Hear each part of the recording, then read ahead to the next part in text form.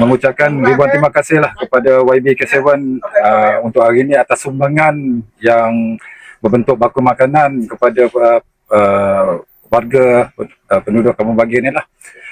Dan sumbangan ni sangat berbesar hati kami menerimanya.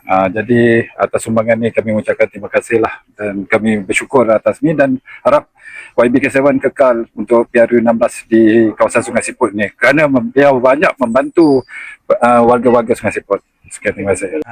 Saya berterima kasih pada Ahli Parlimen Sungai Siput K7. Semoga pilihan raya nanti dikekalkan lagi di sini. Sumbangan kotak yang diberikan oleh K7 banyak menyumbang pada kami. Assalamualaikum. Saya sebagai Ketua Lanting Kampung Tahan Tengah merasa teruja dengan keprihatinan YB K7 membantu masyarakat Lanting Tahan Tengah selaku Parlimen Sungai Siput untuk meringankan beban kami sempena Hari Raya yang akan tiba.